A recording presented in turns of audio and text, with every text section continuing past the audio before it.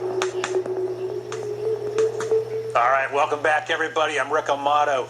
Well, you know, Donald Trump teased everybody during the 2012 campaign. Was he going to run? Was he not going to run? He's at it again. He appears to be playing a little bit of flirtatious games with the American people as to whether or not he'll seek election in 2016. And if so, is he a good branding mechanism for the Republican Party? Before we meet our guests, let's take a look at this video of Donald Trump. You've said a lot of things over the years that people say just make you not serious. And one of the big things is on the birth certificate. So what I'd like to do... Why does that make me not serious? I mean, I think that resonated with a lot of people. But you don't still question that he was born in the United States, do you? I have no idea. Even at this point? Well, I don't know. Was it a birth certificate? You tell me. You know, some people say that was not his birth certificate. I'm saying I don't know. Nobody knows. And you don't know either, Jonathan. You're a smart guy. You don't know either. All right, joining me at this time is liberal activist and Occupy advocate Jeff Olson. And to my left is West Coast conservative radio talk show host Victoria Taft. Let's start with Victoria.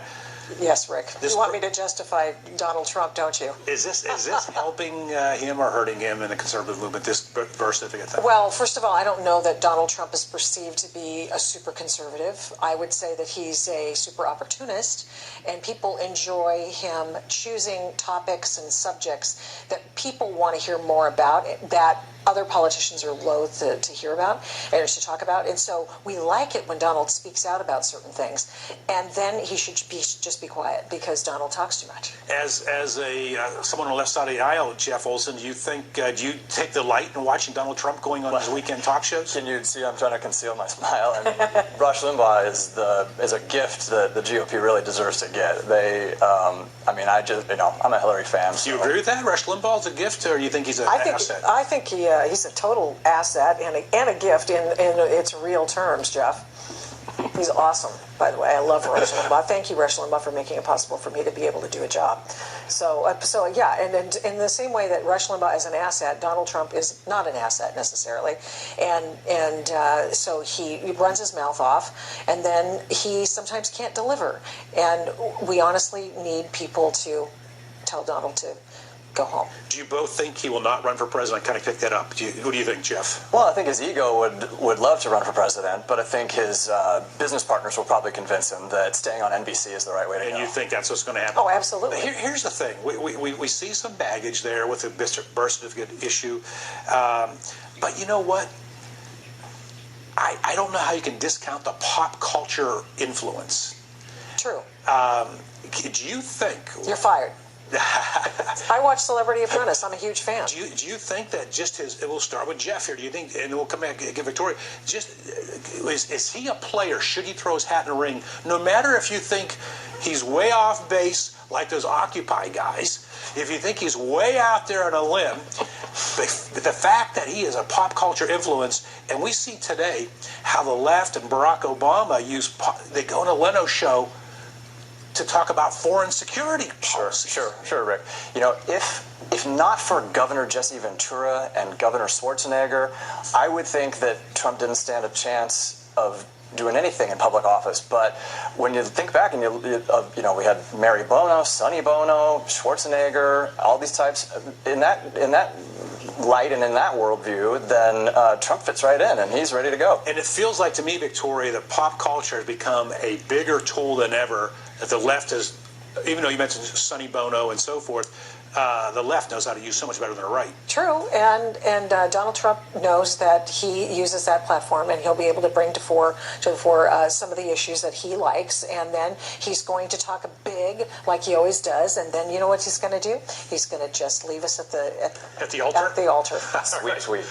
And you know, the one thing he does have credibility on, I think, and the issue gets bigger and bigger every day in this country, is economics, jobs, and business. Yes. And that takes us to the minimum wage story here. Where the left wants... Do you think the low minimum wage is hurting people, Jeff? Oh, yeah, of course. I mean, you know, folks that work at Walmart and make minimum wage, they spend a majority of their paycheck at Walmart. So when you increase the minimum wage, the rising tide floats all boats. Wait a minute. Now you want to quote Reagan. Well, so you're a big Reaganite guy. Well, actually, Reagan's the only president in our modern memory that didn't raise the minimum wage. But it's important to remember that he's also the president who set his travel agenda with the help of an astrologer. So.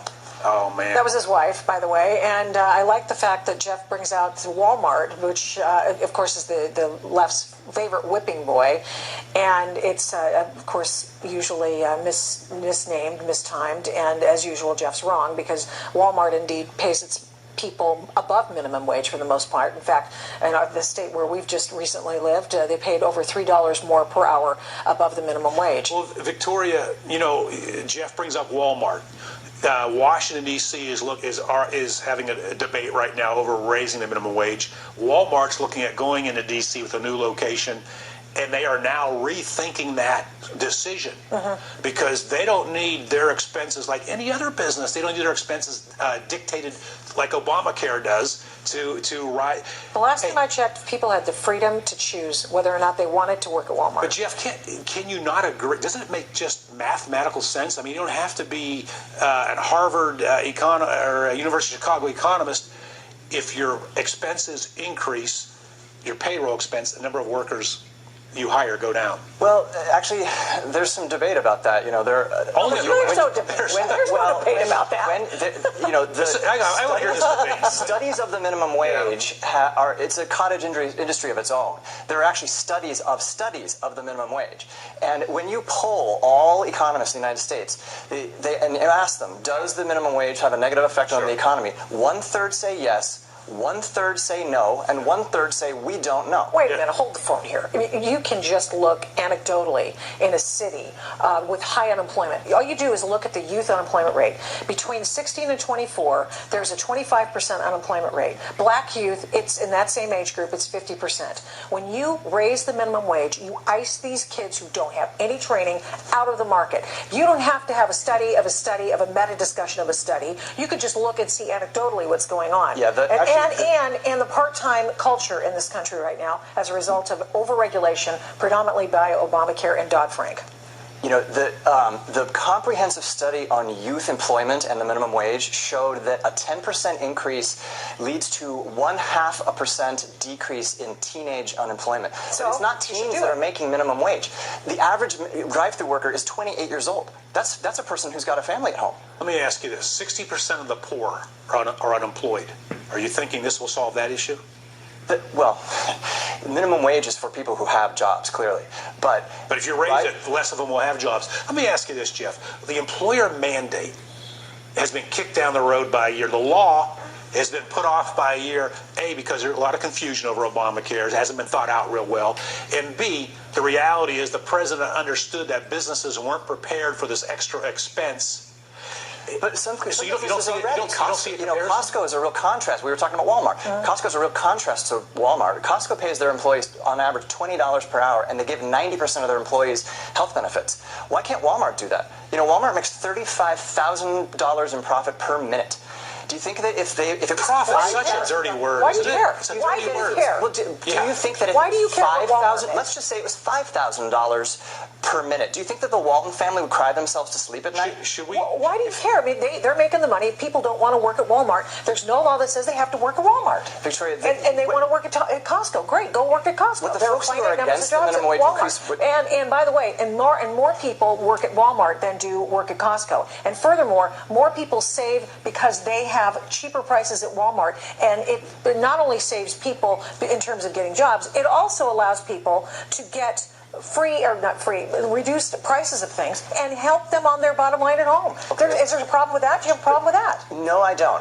But let me tell you, if we just say, let's compare for 1 second. Wait, last time I checked, Costco was a private membership club, by the way, and Walmart wasn't, but go ahead. But they do compete with Walmart, and they often offer better deals than Walmart. I mean, they compete. They're direct competitors with Walmart and Target and Kmart. They're all in the same big box retail category. So you don't oppose if Walmart adds an extra fee to shop there. You'll be all for that. No, I don't think it'll be necessary. I mean, I think that what you're getting bogged down in polishing the gilded gold tip of the pyramid while the entire base of the pyramid is crumbling. Why is it so important to have the tip of the pyramid, the golden gild? You know what? Are we going to talk about the one percenters again on the Occupy thing? And let me just ask you the question here. You're talking about one of the reasons why the base of the pyramid is crumbling is because we have over-regulation in this country, a high income tax, okay, just saying, 35% business income tax, and then we have over-regulation. There's a reason the bottom is crumbling. It's because people don't have jobs, and they are only getting jobs that are part-time. 77% of the last month's supposedly new jobs created were part-time jobs. Why is that? Because people are balking at Obamacare. They do not want to hire people for full-time work and pay for Obamacare. That's what's going on. You have to look at both of it. You don't both of the segments. You don't have to just look at the private stuff. You have to look at what government is doing to business and incentivizing businesses to do. Let me ask you, Jeff, do you think there should be a cap on CEO salaries? Yes, I do. Of course he does. Yes, Of course he does. Yes. I mean, why should the dinghies and skiffs sink to the bottom of the marina while the yachts stay attached to the? Because Karl Marx felt the same way. The guy in the yacht built the business. Karl Marx felt the same way. Real quick, Charlie Rango called Tea Party a bunch of racists, got a lot of publicity. Why do you think that there's no outrage today over the rape and the violence at Occupy events? I don't know. Okay, fair enough. Honest I don't know. All right, so Jeff Olson, we appreciate a liberal activist, Occupy advocate, coming on talking about Donald Trump, minimum wage. Victoria Taft, West Coast Conservative Radio Talk Show. You're going to stay with us. You're going to join us as a part of our grassroots panel. Looking forward to it. We thank you guys for joining us. Why are Colorado apartment owners up in arms over arms? How's that for a nice little play on words? You'll find out right after this in our Grassroots Citizen panel. I'm Rick Amato. Don't go anywhere.